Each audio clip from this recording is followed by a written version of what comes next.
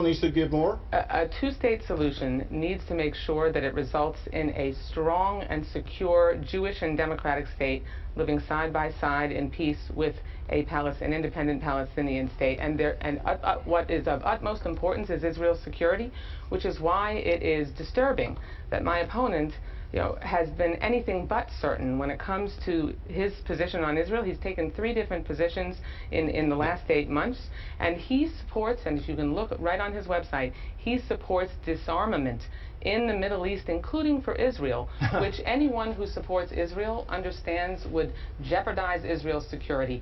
I sit on the Appropriations Committee. I'm a senior member of the Appropriations Committee, on the State Foreign Operations Appropriations Committee, and I spend every day fighting for Israel's security. I certainly don't appreciate words being put in my mouth. Well, it's not in your mouth, it's on your website. I have said on my website that I support, yes, I support disarmament in that region, and I actually never singled out Israel whatsoever. I would not be talking about Israel as the problem. Israel is in the Middle East. Last time I checked. Excuse me. Saudi Arabia is the 4th largest military budget in the world now.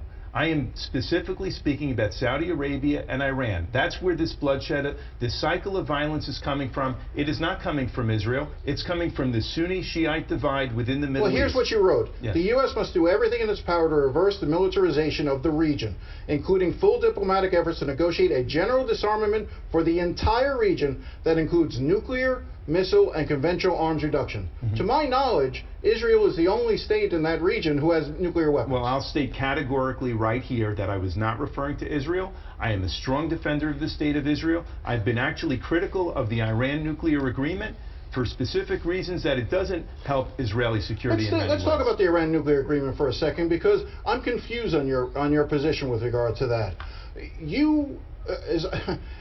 Would you have voted for the Iran nuclear deal or voted against the Iran nuclear deal? When the question is asked as a hypothetical, would I have seen classified information, that's when I had said, who knows? But quite frankly, I will say right here that that was not a good agreement for a couple of reasons. First of all, Iran is the biggest funder of Hezbollah and Hamas. To release $100 billion in assets right away without doing it incrementally is what I found to be dangerous and unsettling. And quite frankly, my position is the same of dozens of other Democrats who voted against the agreement. You sent out a flyer that said, that was headlined, "In challenging times, Israel needs true friends in Congress." And it cited Ted Deutsch, and it cited Louis Frankel and Chuck Schumer, who were against the Iran deal, and then it separates, and we've got it up on screen now, Debbie Wasserman Schultz on the other side. What I don't understand is, how do you criticize her for her vote if you're not willing to say you might have ended up voting the same way if you knew what she knew?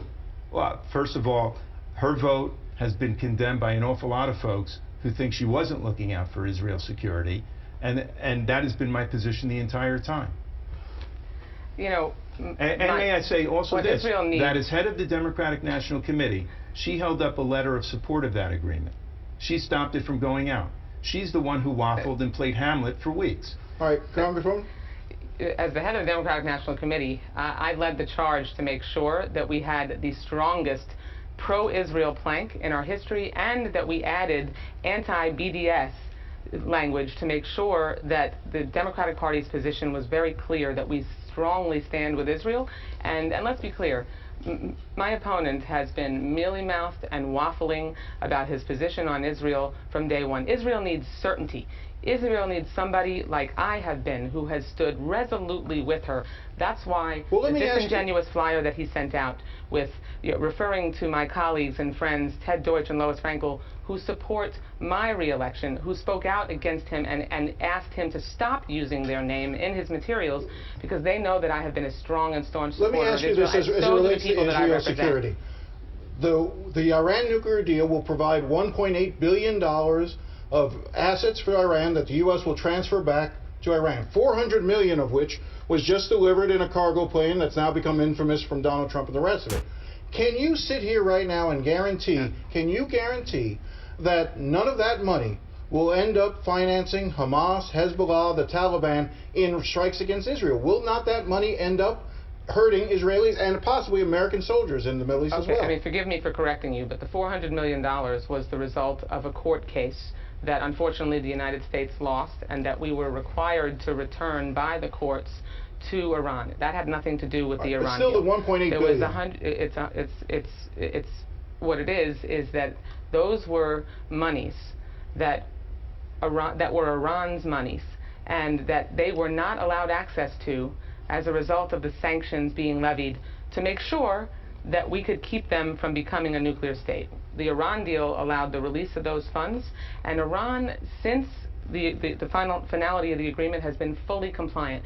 I wanted to make sure in voting for that Iran deal, which I spent more time researching and sat in the White House situation room, met with our ambassadors in the P5+1 countries, and made sure that I knew that agreement and understood it backwards and forwards, that we put Iran from being 2 to 3 months from nuclear breakout to now 15, 20, and 25 months. Can you guarantee that money, that 1.8 billion that's part of the Iran deal, won't be used to finance terror against Israel? What we know is that But can you guarantee it? You can never guarantee anything, Jim. But no, you may not.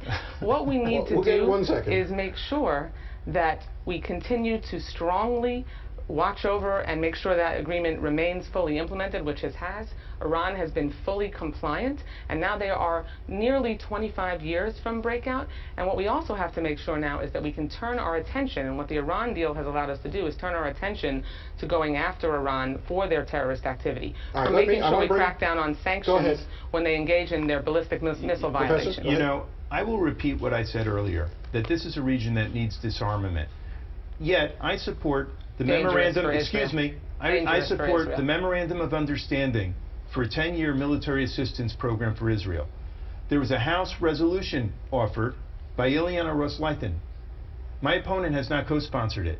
110 Democrats have. I support that. No one is more committed to the state of Israel's security than me. I have lived there, I have worked there, I've had friends who have been killed there during the Intifada. I will not bow to anyone. That language about disarmament was specifically directed to Saudi Arabia and Iran. All right, we only have a couple minutes left. Israel is in the Middle East, Jim. My frustration, if you disarm, you jeopardize Israel. My frustration is that this deserves an hour-long debate. And my frustration with this debate here is that there are a lot of things that we didn't even get near touching. Now, I'll tell you this, the Southern Christian Leadership Council and America TV, which is the largest Latin American outlet in South Florida, have already today made invitations for further debates between us. The African American and Hispanic community makes up 50% or more of this district. I challenge my opponent to debate again on these issues. These are constituencies that have been all but ignored in many ways by our representative here, and I think there needs to be specific debates that address their issues. As a law professor, I have to deal with students every day that are graduating deeply in debt, facing a tough job market, and paying high interest rates. They're graduating into one of the lousiest job markets around, and she doesn't want to admit this. The New York Times had a study. It says for this millennial generation, 18 to 34-year-olds, into their 30s, these folks are more likely to be living at home with their parents than starting families on their own and living on their own. And it's even worse in Hispanic and African American communities. This is a jobs crisis. It needs to be addressed. He's asking you for additional debates. Well, let's be clear. When it comes to the African American community, I'm proud to have the support of the Congressional Black Caucus, 45 of my colleagues who represent the conscience of the Congress. They know and support me because I have gone to bat on the issues that are important to the African American community, on civil rights and civil liberties, on fighting for justice, on making sure that we can expand, not constrict, access to the vote, making sure that when it comes to criminal justice that we have fair laws that really reverse the mass incarceration that too many African Americans have faced and whose lives have been devastated about. As far as having additional debates, I'm thrilled to have the opportunity to spend time talking about the important issues today, but we are two weeks from the election, and I'm looking forward after today to continuing to reach out to the voters across my congressional district, and that's what I'll be focused on. Okay, we're going to stop there, and when we come back, closing statements.